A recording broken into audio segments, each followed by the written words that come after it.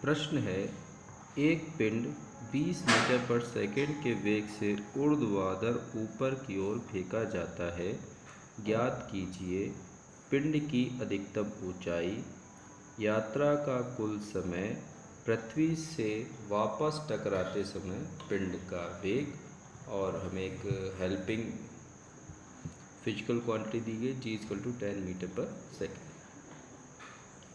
प्रश्न इम्पॉर्टेंट है और ट्रिकी भी है थोड़ा, आइए इसको समझते हैं। हमें प्रश्न में एक पिंड का वेग दिया गया है जो कि ऊर्ध्वाधर है और प्रारंभिक भी है, और प्रारंभिक वेग को हम लोग u से प्रदर्शित करते हैं। u=20 मीटर पर सेकेंड, यानी इनिशियल वेलोसिटी इसको कहा। देखिए प्रश्न को थोड़ा फिगर से समझते हैं। ये हमारा बेस है यानी अर्थ है। इस अर्थ से किसी पिंड को ऊपर की ओर यानी ऊर्ध्वाधर यानी वर्टिकली ऊपर की ओर फेंका जाता है, और जब ये ऊपर की ओर फेंका जाता है तो इसका वेग होता है 20 मीटर पर सेकेंड की वेग से इसको फेंका जाता है। ठीक है, तो ये कह रहा है कि ऊपर की ओर फेंका जाता है तो पिंड की अधिकतम ऊंचाई क्या होगी। यानी कहने का मतलब ये है, पहला प्रश्न हमसे ये कह रहा है कि ऊपर जाते जाते जाते जाते ये कितनी ऊंचाई तक जाएगा, वो हाइट हमें यहाँ पे बतानी है। ये प्रश्न में पहला पार्ट इसने पूछा। प्रश्न में हम समझते हैं कि जैसे जैसे आप अगर इसको सोचिए, आपने अगर किसी पिंड को 20 मीटर पर सेकंड की वेग से नीचे से ऊपर की तरफ अगर इसको फेंकेंगे तो आपकी जो वेग है वो धीरे धीरे कम होता चला जाएगा। क्यों? क्योंकि गुरुत्वाकर्षण जो है यानी पृथ्वी का जो गुरुत्वीय त्वरण है वो इसको नेगेटिव काम करेगा, यानी g जो स्मॉल g होगा वो आपका नीचे की तरफ काम करेगा और आप गति करेंगे विपरीत दिशा में। ठीक है, तो यहाँ पे जो त्वरण बनेगा, वो जो त्वरण होगा वो आपका हो जाएगा माइनस का स्मॉल g। ठीक है, माइनस क्यों आया? क्योंकि आप पृथ्वी के गुरुत्वाकर्षण की विपरीत दिशा की तरफ जा रहे हैं, और अगर कोई पिंड ऊपर से नीचे की तरफ गिरेगा तो यही g प्लस लिया जाएगा। ठीक है, इसको ध्यान रखिएगा। अब मैं कह रहा था कि जैसे जैसे आप नीचे से ऊपर की तरफ जाएंगे तो आपका वेग कम होता चला जाएगा। मान लीजिए 20, फिर 19, फिर 18, फिर 17, इस तरीके से एक पॉइंट ऐसा आएगा जहाँ पर आपका वेग शून्य हो जाएगा। जैसे ही आपका वेग शून्य हो जाएगा, पिंड उससे आगे नहीं जाएगा, फिर उसके बाद पिंड नीचे की तरफ आने लगेगा।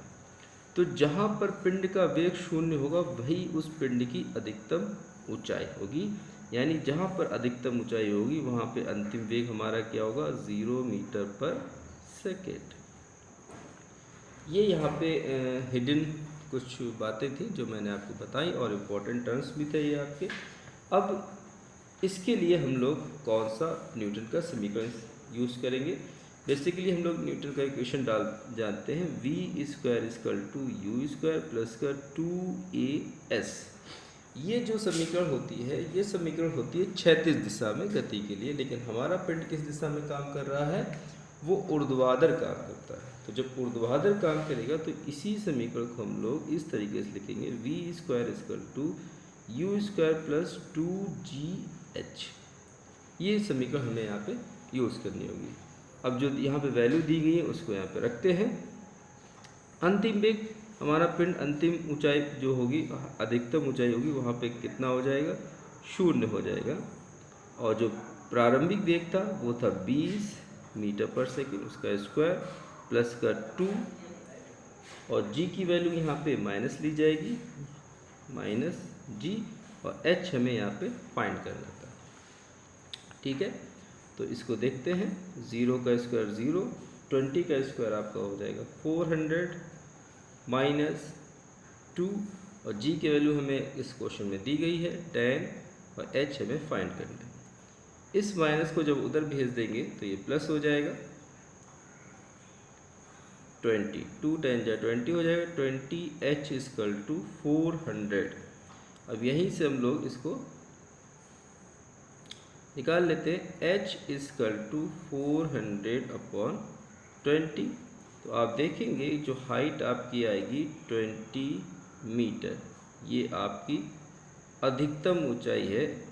अगर आप किसी पिंड को 20 मीटर पर सेकेंड की स्पीड से ऊपर की तरफ फेंकते हैं तो वह 20 मीटर की ऊंचाई पर जाकर वापस आ जाएगा। तो ये आपका पहला पार्ट था जो सॉल्व हो गया। अब प्रश्न में पूछा जा रहा है यात्रा का कुल समय, यानी जो उसने यात्रा की है नीचे से ऊपर और ऊपर से नीचे की तरफ, तो उसने कितना समय यूज़ किया है। आइए इसको देखते हैं। मान लेते हैं कि हम जब यहाँ से धरातल से जब ऊपर की तरफ जाते हैं तो उसको t समय लगता है, ठीक है, और जितना समय उसे जाने में लगेगा उतना ही समय उसको आने में लगेगा। तो पहले ये मान लेते हैं कि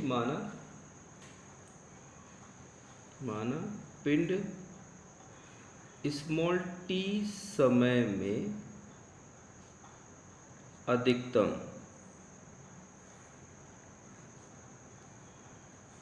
ऊंचाई प्राप्त करता है। ये हमने अपनी तरफ से मान लिया, इसको अधिकतम ऊंचाई प्राप्त करता है। अब इसके लिए हम लोग न्यूटन की समीकरण इस्तेमाल करेंगे। वैसे बेसिकली समीकरण होती है v = u + at, लेकिन ये क्षैतिज के लिए होती है, लेकिन गति हमारी कैसी हो रही, ऊर्ध्वाधर। तो उस कंडीशन में हम लोग करेंगे v = u। अब ऊर्ध्वाधर में भी दो कंडीशन होती है, पिंड नीचे से ऊपर जा रहा है कि ऊपर से नीचे आ रहा है, ये भी हमें यहाँ पे चेक करना होता है। तो यहाँ पे पिंड पहले तो नीचे से ऊपर जा रहा है, जिसकी वजह से यहाँ पे इस a की वैल्यू रखनी पड़ेगी -g और t। जब अधिकतम ऊंचाई हमें मिलती है तो वहाँ पे अंतिम वेग हमारा 0 हो जाता है और प्रारंभिक हमारा b था और -g 10 और × t। इस माइनस वाले टर्म को जब इधर ले आएंगे तो ये 0 हो जाएगा, वो प्लस हो जाएगा। 10t = 20 और इस t को जब कैलकुलेट करेंगे तो 20/10, यानी आपको मिलेगा t = 2 सेकेंड। ये जो आपको t = 2 सेकेंड आया, ये जाने का समय है अधिकतम ऊंचाई तक। अब इतना ही समय उसको वापस आने में लगेगा, तो ये पूरी यात्रा उसकी कहलाएगी, यानी आने में समय लगा और जाने में समय जो लगेगा वो समय कुल यात्रा का समय कहलाएगा। और प्रश्न में हमें यही पूछा गया है। हम लोग अक्सर क्या करेंगे, इसको यहीं तक सॉल्व करके छोड़ देंगे और समझेंगे हाँ यही सही आंसर है, लेकिन नहीं, ये अधूरा आंसर है। सही है लेकिन अधूरा है। हमसे पूछा गया है यात्रा में लगा कुल समय, ये ध्यान रखिए, ये बहुत इंपॉर्टेंट बात, और यही इस क्वेश्चन की ट्रिक भी है। तो कुल समय क्या होगा, इसका डबल कर दिया जाएगा जाने में और आने में, ठीक है। अब आप जाने का पता कर चुके, तो t आपको पता था, 2 × 2 = 4 सेकेंड। तो कुल समय जो आपको लगेगा वो लगेगा यहाँ पर 4 सेकेंड, ठीक है। ये आपका सेकेंड पार्ट था। अब इसका थर्ड पार्ट है पृथ्वी से वापस टकराते समय पिंड का वेग। देखिए बहुत सिंपल सी बात है, एक सिद्धांत पर हम इसको समझते हैं। सिद्धांत है, सममिति सिद्धांत के अनुसार पिंड जिस वेग से पृथ्वी तल से ऊपर फेंका जाता है वह उसी वेग से पृथ्वी से वापस टकराता है, ठीक है। ये ध्यान रखिए, बहुत इंपॉर्टेंट बात है। तो अतः पृथ्वी से टकराते समय पिंड का वेग 20 मीटर/सेकेंड ऊर्ध्वाधर, यहाँ पे पूरी बात लिखेंगे, ऊर्ध्वाधर, आगे का इंपॉर्टेंट बात है नीचे की ओर, ठीक है, क्योंकि हमने फेंका किस तरफ था, ऊर्ध्वाधर, इसी वेग से ऊपर की तरफ फेंका था। तो ये वापस जब आ रहा होगा तो पृथ्वी तल पर जब टकराएगा अगर या टकराने वाला होगा, उस वक्त इसका वेग टकराते समय इसका वेग भी इतना होगा 20 मीटर/सेकेंड ऊर्ध्वाधर नीचे की, ठीक है। आई होप आपको प्रश्न और उसका सलूशन समझ में आया होगा। लाइक, शेयर और सब्सक्राइब करना ना भूलिएगा। और एक इम्पॉर्टेंट बात, बेल आइकन ज़रूर दबाइएगा, कमेंट बॉक्स में कमेंट ज़रूर करें। धन्यवाद।